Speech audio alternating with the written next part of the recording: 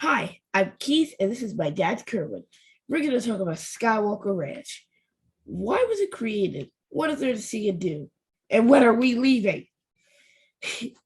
We've never actually been there, but we do know someone who has. Disney veteran Mark Daniel.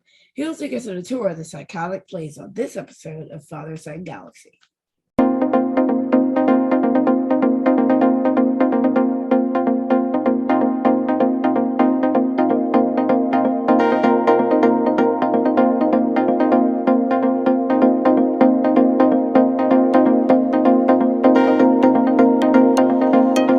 So, you know, after the original success with the first Star Wars, which is now called A New Hope, in 1977, George Lucas used some of the money earned from the film to create Skywalker Ranch, which is a place where filmmakers can gather and share ideas.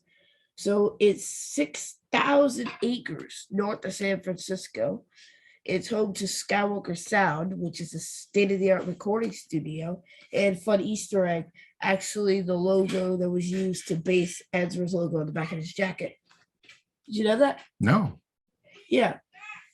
Okay. And then it also has a 26-acre vineyard, a 7-acre olive tree grove, bee colonies that produce the honey on the ranch, an animal farm, organic gardens, a Victorian style maid house, a movie theater, and a fire department. Wow, that's awesome.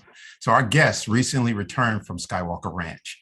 Mark Daniel is an Emmy award-winning host, MC, actor, and comedian. He has hosted or moderated events for Disney, ABC, and Lucasfilm. He has headlined Bonkers Comedy, Tampa Improv, Orlando Improv. Mark, welcome back to Father Son. Thank you so much. Hello, Keith, and hello, Kerwin. It's an honor to be, I guess, back on Father Son, a Star Wars podcast. I'm a little nervous now because I've seen the guests you've had on the past, and wow, I'm honored that you asked me back. Yeah. You were our first guest last year, so we definitely needed to have you back. So thank you. And we missed seeing you at Star Wars Celebration. Mm-hmm. Yeah. But I know that was your first celebration ever. I would have been if I could have made it, it would have been so awesome to see you and kind of show you around for your first ever Star Wars celebration. I know you've watched the live streams before, but being there, what was it like? How did it feel walking in and seeing all those fellow Star Wars fans? Epic. And, hopefully we'll see you in Europe. Yes. Look at the wink. Oh, yeah. Keith keeps telling everyone that we're going to. So we don't know. But we'll see. He's still winking. Winking. That's right. Anything can happen between now and then, right? Yeah. So we're going to talk about Skywalker Ranch. So you were there in July. Was that the 4th of July weekend you were there? Yes, the 4th of July weekend. What they have at Skywalker Ranch is the Lucasfilm picnic. That was the 42nd picnic. And it didn't happen in of course, because of the pandemic. They couldn't do it in 2019 or 2020. Yes. But it was so exciting. They called me, they gave me the call, and they said, Mark, we're doing it again. Would you like to return? And I said, let me think about it. Yes. Absolutely. And so let me just paint the picture. So you flew to San Francisco, mm-hmm. And at the airport, were you picked up? Did Lucasfilm send you a car to pick you up to take you to the ranch? No, actually I fly in and then I rent a car myself and I drive in like Keith said, it's about 40 minutes outside of San Francisco. I drove over the Golden Gate Bridge, looked over and seen Alcatraz and headed on to Skywalker Ranch. So yeah, I take care of everything myself once I just have to get there. Okay. And you've been there before, or is this your first time? No, I've been there before. This will be my third Lucasfilm picnic. My first was the 40th, which was in 2018. I did the Lucasfilm picnic at that point. Okay. Yeah. Okay. All right. And again, we have not been there. So, we'll ask you some questions about your experience there. And rumors that I've heard, and I'm not sure if it's true or not, maybe you can let us know, but I heard that the ranch itself, it's hidden off the road. So when you're driving on the road, you can't see it from the road. Is that true, or can you see it? No, you can't see it at all. You take, if you try to find it, it's easy to find because you turn on Lucas Valley Road. So it's off of Lucas Valley Road, which interestingly enough has nothing to do with George Lucas. It's just the name of a landowner from a long time ago. But yeah, the ranch there. Yeah, yeah. I think when they were trying to decide, they were like, you know what, this is destiny.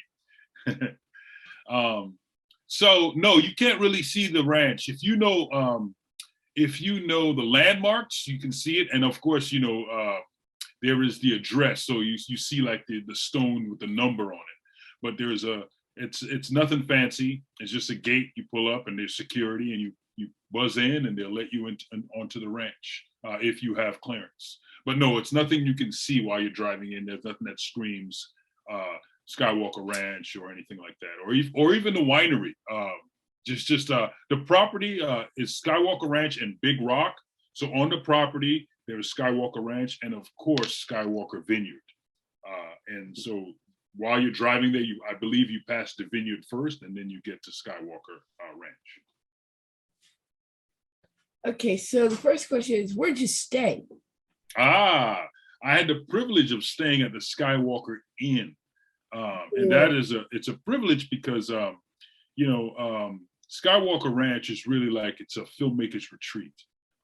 It's a very creative place, and a lot of post-production of movies, especially because at the Skywalker Sound Building, at the tech building is the home to Skywalker Sound. So a lot of movies do their post-production there. So you're going to have a lot of the producers, people working on the music, they're going to stay at Skywalker Inn.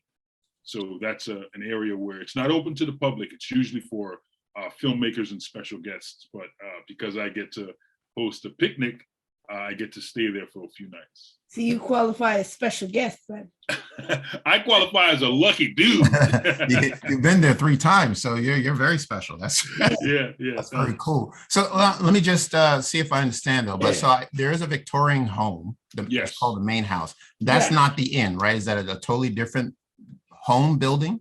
Yes, it's a totally different building. So as far as there are a lot of buildings there. So I kind of talked to you about a few that I've seen with my own eyes. So what you have is let's talk about when you get inside. You get inside, you go past the gate, they let you in. It's like driving into a natural park. You can't really see anything because there's so many trees, old trees. It's beautiful.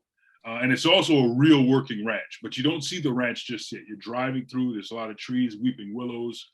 And then you have cobblestone streets with giant redwoods. So it's almost, if you've ever been to Muir Woods, it's like driving through Muir Woods. And then you can turn off into the inn. And the inn it looks like a Victorian Airbnb. So there's different parts of it. You have the lobby, which is a building onto itself.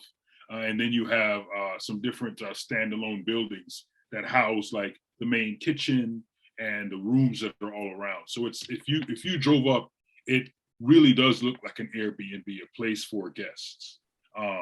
And what's unique about the inn is each room is themed after someone that inspired George Lucas. So I got to stay in the Orson Welles room and the Frank Lloyd Wright room.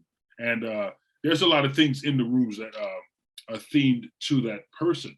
So I learned a lot about Orson Welles. I learned a lot about Frank Lloyd Wright, a lot of his architecture. And it's very unique to stay in there and see. You get inspired just walking around. It's very nice. So after that, you can continue driving past the inn, and you'll pass the fire station, the firehouse, like you said. And then you get to the main house. And when you get to the main house, then you see that Victorian style house. And then you look out, and then you can see more of the ranch. You'll see the hills. You'll see some of the olive grove. You'll see the Lake Ewok, which is a man-made lake. And then you can see off to the side, it looks like a olive grove. And that's where the tech building is. It's designed to look like an olive grove. It's not the actual olive grove that's on Skywalker Ranch, but the front of it is designed to look like a vineyard with olives and different things like that. So then you have the tech building on that side. So that's what you'll actually see. And if you pass Lake Ewok, past the tech building, then you'll start to see the ranch area. You'll see the field with the cows and the different animals and things like that. And if you keep going, then you'll get into where you talked about the organic gardens and things like that. Okay. So I've heard there's a general store there, but what do they sell at the store? Oh yeah, the general store, one of my favorite things to do. So I'll tell you, when I get to Skywalker Ranch, because they're celebrating the picnic, it's for the 4th of July, they tend to close. So everything when I get there is closed. The tech building is closed, everything is closed, even the general store is closed. So what I tend to do is Aileen, who she is the she gives the tours of the main house. You can take a tour of the main house, which I've done on several occasions. And she runs the general store and the curator of the main house.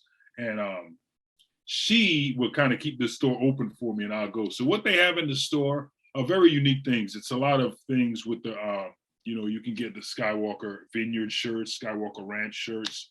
You can get patches from the fire station. I'd like to show you one of the patches right now. Oh, please, yeah. Jacket. See if we can Woo. Nice. So this patch here.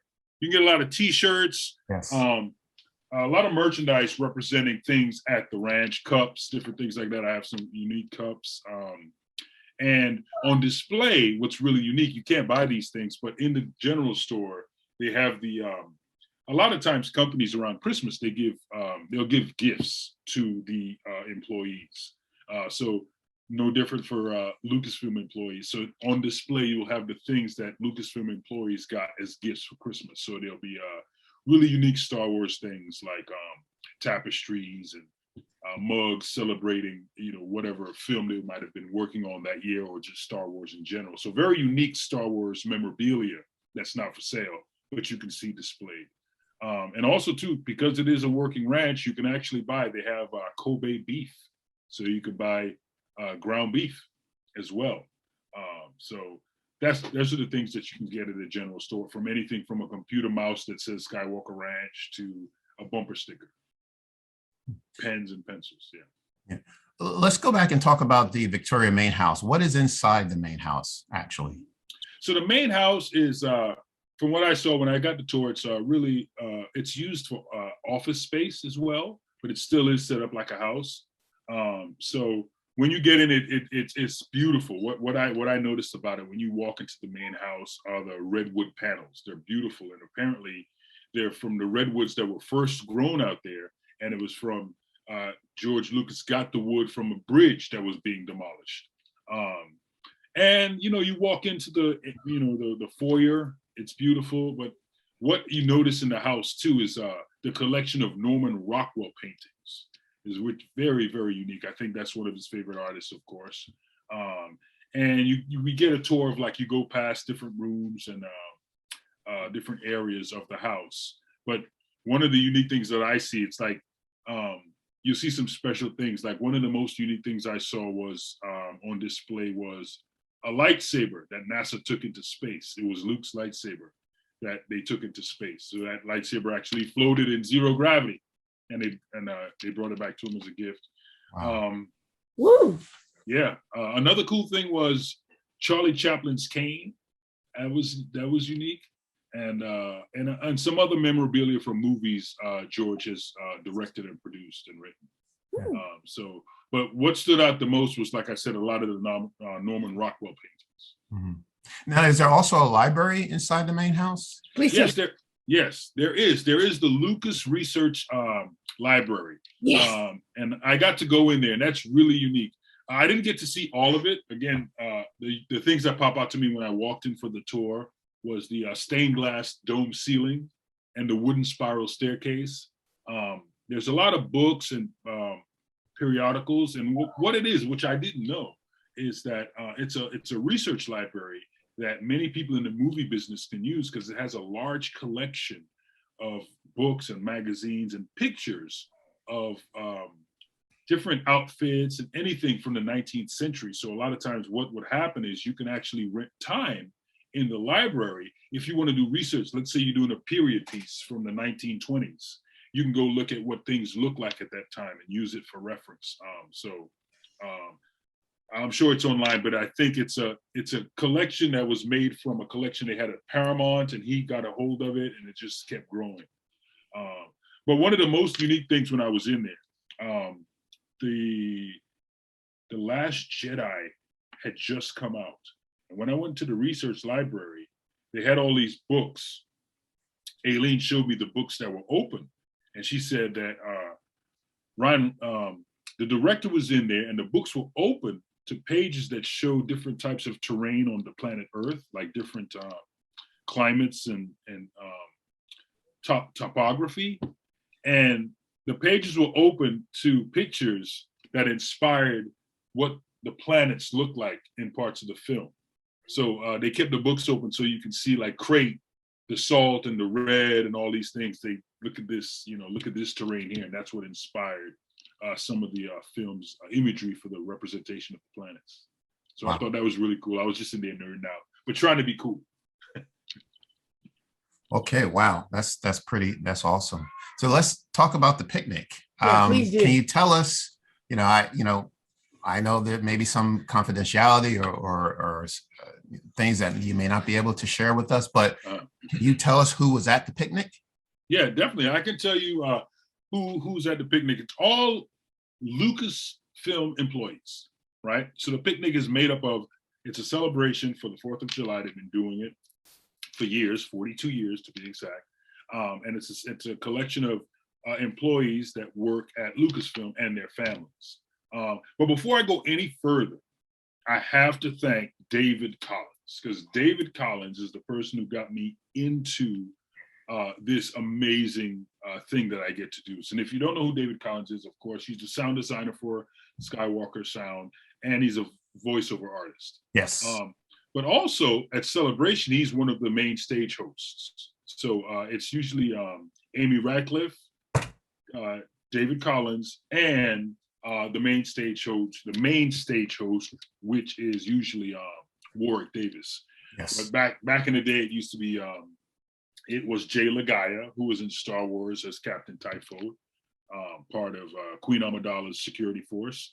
Then it went to James Arnold Taylor, and then currently it is Warwick Davis. So I met him doing Celebration, and I didn't work at the stage he worked at because I did the main stage. There's usually 3 stages. One stage covers a lot of the sound design, which will be run by and hosted by David.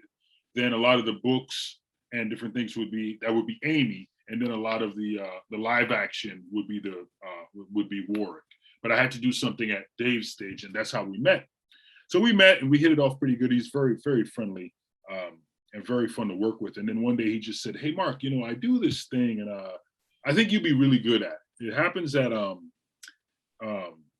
Skywalker Ranch, and it's the picnic, and they just need a games host, and I thought you'd be good. So all you have to do is just, you just have to make it to Skywalker Ranch, and you can do it." And I was like, I said, "Yeah, no worries." So I need to thank David Collins for giving me, passing the torch to me to host the picnic. So thank you, Dave.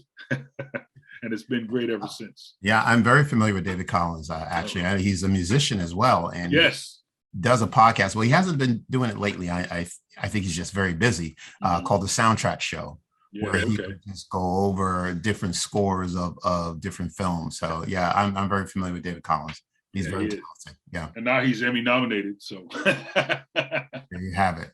Yeah. So so at the picnic there'll be a lot of Lucasfilm employees, and some of the standouts I get to talk to. He's become a friend of mine, and all these people have become friends except Dave Filoni. I've seen Dave Filoni there. I can't call Dave Filoni a friend even though we talk, but I can call a friend Leland Shee. Are you familiar with Leland Shee? Yes, we are. Yes, indeed. And Doug Chang, VP of Lucasfilm. Yes, Doug Chang. Him and his family and his wife, who I believe used to work for Lucasfilm as well. I'm not sure if she still works for Lucasfilm, but I know she definitely used to, because when I first met her, she was telling me stories about it. It's a very windy road to get up to the Skywalker Ranch. So she was sharing that having to drive up that windy road every day was a challenge. So Dave Filoni I've seen, Leland Shee, and Doug Chang. But what I see too is I see them being excited to see people I don't know.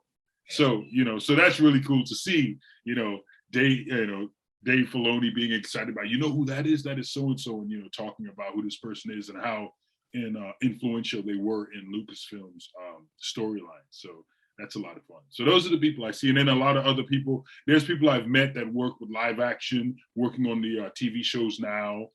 People in in sound design, people in effects, all those different things. So it's an eclectic mix of those people that work at Lucasfilm. When you're having conversations with people like Doug Chang and Leland Chee, what are you talking about? Is it about work, or is it about family? Or is it just any old thing you could think of off the top of your head that you just talk about? Yeah, because I most of my career is at Walt Disney World, and I meet a lot of celebrities and famous people. One of the big things they tell us when we're at Disney is like, if you meet a celebrity and because we're at work, they want to feel like they're not at work. So they really have ingrained in us not to talk about them. You can talk to them, but don't ask them for an autograph. Don't ask them about, hey, when that movie, this, that, and the other. It's not the time or the place. So I take that philosophy to what I'm doing as well. They're there with their families. They want to feel relaxed. So I really try not to talk to them about anything Star Wars. For the most part, I met Dave when he got his promotion. The quickest I'll say, hey, Dave Filoni, man, congratulations. I love what you're doing. So I'll say things like that, but I won't really get into talking about Star Wars. The only person I will do that with is Leland, because he's a good friend of mine. But for everyone else, I just try to just talk to them about what's going on around us, and just talk to their family. It's just, just normal talking.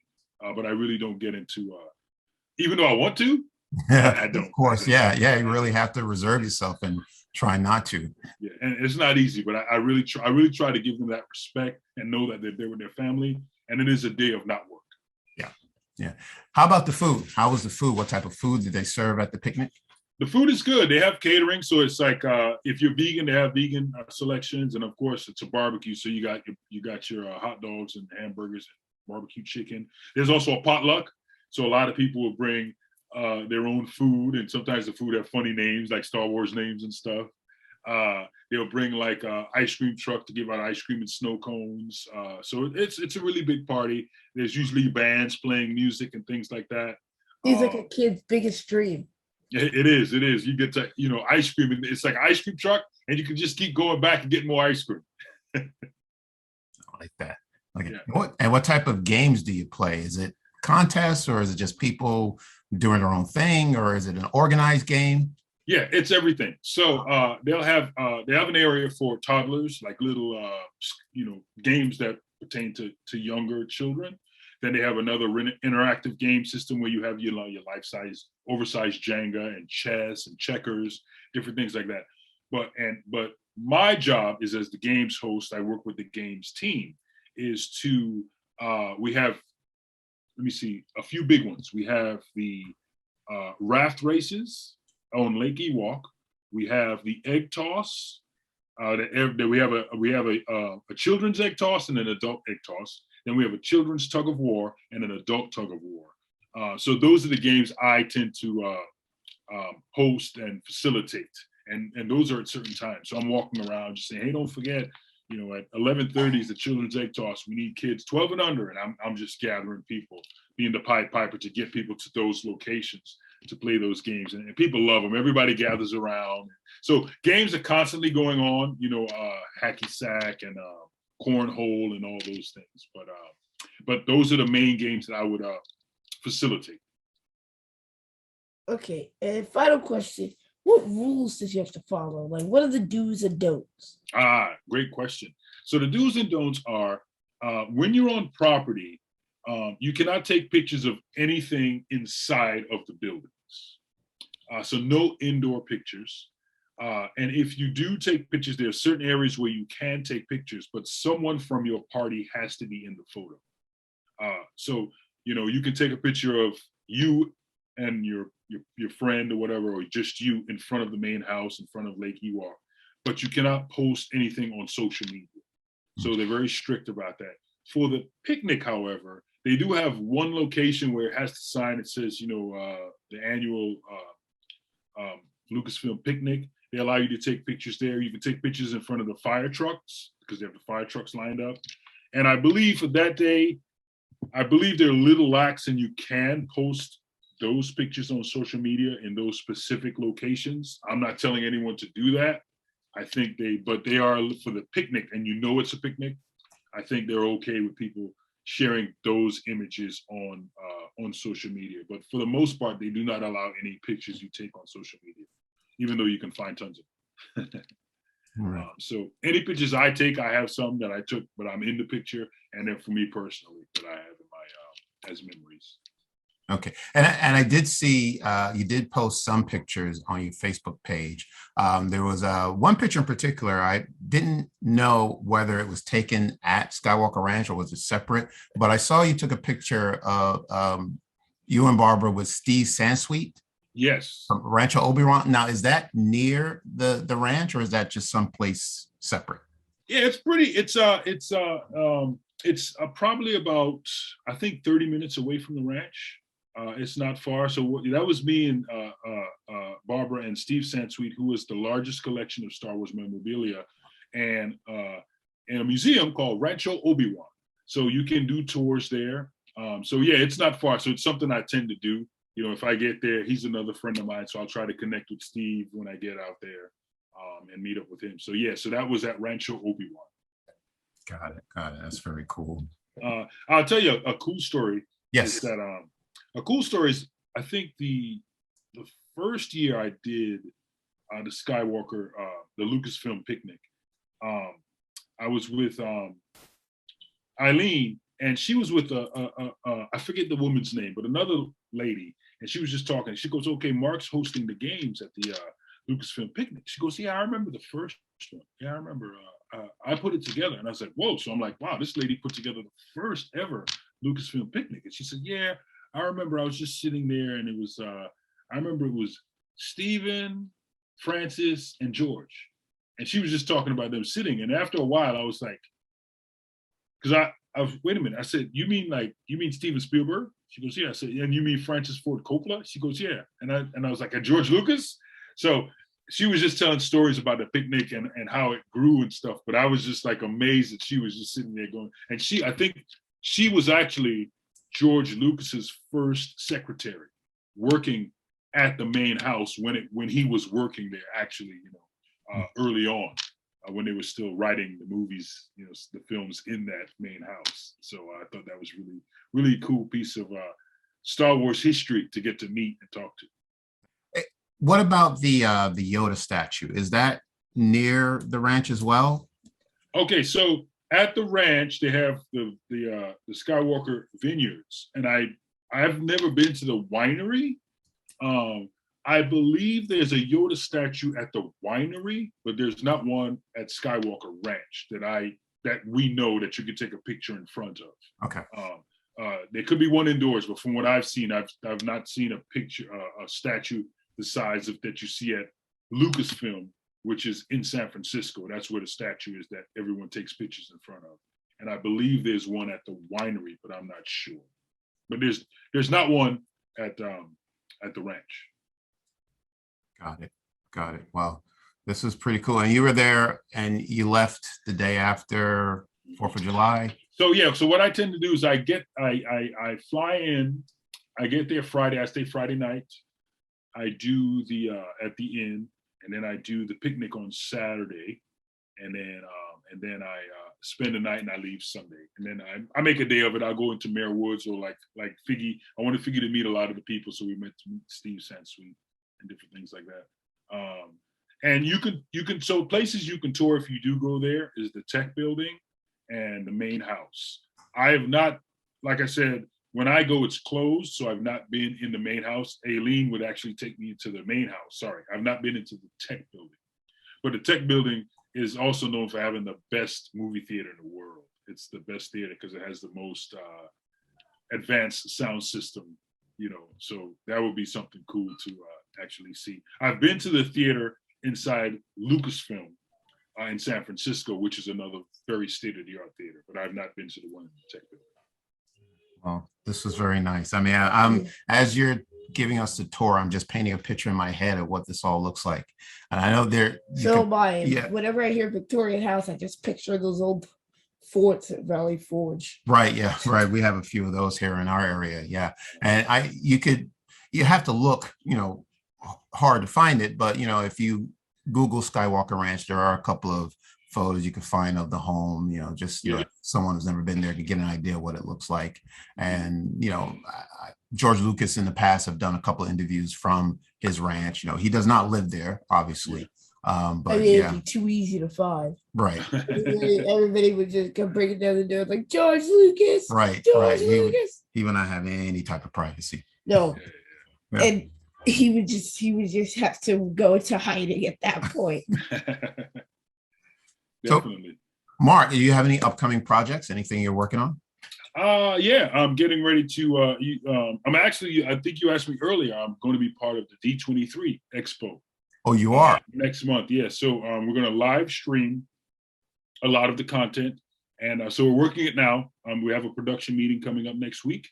So it's going to be me, Ashley Eckstein, and Brett Iwin. I'll be working with them, and we're going to be doing a lot of the live streamed events. So I can't wait to see what that's going to be all about. So that's next for me. Well, Mark, you've come to the right place. Okay. Yes, So, and what Star Wars projects are you looking forward to? Well, wait a minute. Well, let's go back to D23. Is there anything that you can share about what we can expect that weekend? So when does it start? Is it start on the Saturday or is it starting on the Friday?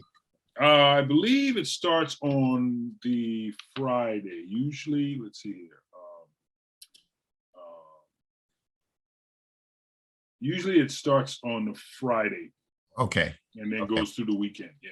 So, right. But don't quote me on that because I'm still in production mode. So for me, it starts like, that Tuesday. Right. So yeah. So they have a Disney Plus day, which I believe is the Friday or the Thursday. I don't have a calendar in front of me. So there's Disney Plus day. Is that a part of D23 or is that separate? To be honest with you, as far as content right now, and what they're actually advertising, I don't know anything. Okay. As of yet. So I'm basically, until I get to that production meeting, okay, I'll know. But I do see the advertisements. And I know they have like a Disney Plus day and they have like a Hulu day and different things like that. So I'm not sure, but Hulu. I believe it's all going to be part of D23. Got it. Okay. Okay. And you're right. What? Yes, Disney owns Hulu. What? Yeah, they're a part of the umbrella ABC, Hulu, ESPN, Disney Plus. Yeah, Disney is so powerful. Yes, like everybody has Disney Plus, and that's why Mark Daniel is so powerful. Yes, well, I'm excited because why you have the Force. Yes, the Force. We all have. It penetrates us. It binds us. So we're all together. It does. Yeah, I'm excited because they're going to have. That just gives it more content for more celebrities. Because Prey is out. I know we're talking about Skywalker Ranch, but I need to say that Prey came out. Yes, the 5th, and that's on Hulu. Yes, right. Thoroughly enjoyed it. Yes, exactly. And I know you're a fan of Predator, so tell us about. I think you are writing articles, or you do reviews. Can you tell us about that? Yeah, so I had the honor for Attractions Magazine. They asked me, because they know I'm a fan, to write the spoiler-free review of Prey, because they had the press packet. So they were able to see it early and review it. So I said, Mark, would you mind reviewing it? So I was able to review it, and I wrote an article on the spoiler-free review of Prey. And then I was able to attend a virtual press event, and I also wrote about the press event as well. So I enjoy Prey. I'm a big fan of the 1987 Predator, and a fan of it for many reasons. It's one of the reasons why I really love Predator is a few things. One, it's the first time I watched a movie and I thought about the cinematography. I just couldn't understand how the camera was moving through the jungle.